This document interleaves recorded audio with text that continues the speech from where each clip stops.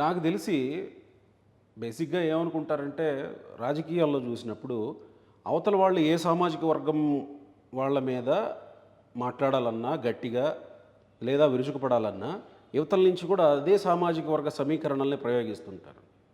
కానీ ఏ స్టడీస్ అప్పుడు లేకుండా ఒక్కసారిగా మీరు తెర మీదకొచ్చారు. కొడాలి నానిని రాష్ట్రంలో ఇక వైఎస్ఆర్‌సీపీలో ఎవరైతే కాస్త స్వరం పెంచి మాట్లాడే వాళ్ళు ఉంటారో వాళ్ళ మీద విరుచుకుపడిపోయారు.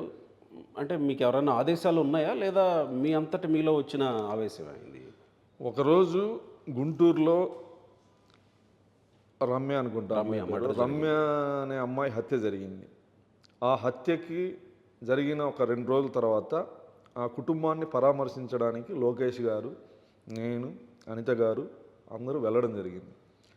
వెళ్ళిన క్రమంలో ఆ ఇంటి దగ్గరికి వెళ్ళి ఆ కుటుంబాన్ని ఓదార్చి ఆర్థికంగా కొంచెం సపోర్ట్గా ఉండాలనే ఉద్దేశంతో లోకేష్ గారు మేము వాటికి పోవడం జరిగింది.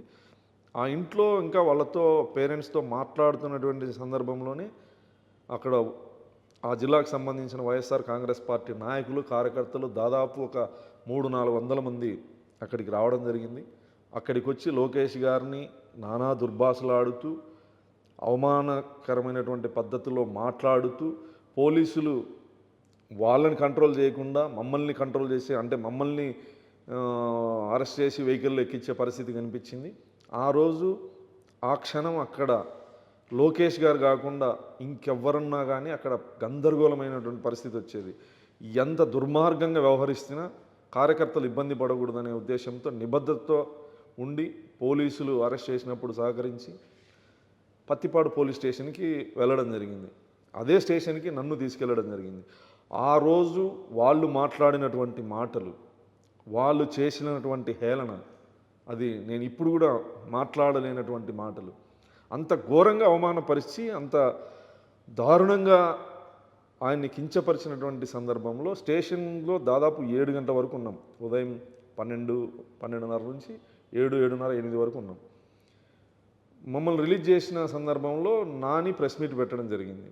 ఆ ప్రెస్ మీట్లో మరి ఇక్కడ విన్నది, ఆడ మాట్లాడేది ఇంకా ఘోరంగా ఉంది. నాది ప్రెస్ మీట్ ఆ రోజు. అప్పుడు ఇప్పుడు ఎప్పుడు చంద్రబాబు గారు ఇంకొకరిని ప్రోత్సహించేది కానీ ఇటువంటి పరిస్థితుల్లో ఇట్లా మాట్లాడనేది కానీ ఉండదు. నన్నే చాలాసార్లు మందలించాడు, నన్నే చాలాసార్లు ఆపాడు. అంటే అసెంబ్లీలో భువనేశ్వర్ గారి ఇష్యూ వాళ్ళు మాట్లాడిన తర్వాత 2 రోజులు ప్రెస్ మీట్ అయిపోయిన తర్వాత కూడా ఆయన మమ్మల్ని ఆపాడే తప్ప ఆ సంస్కృతిని ప్రోత్సహించే వ్యక్తి కాదు చంద్రబాబు గారు.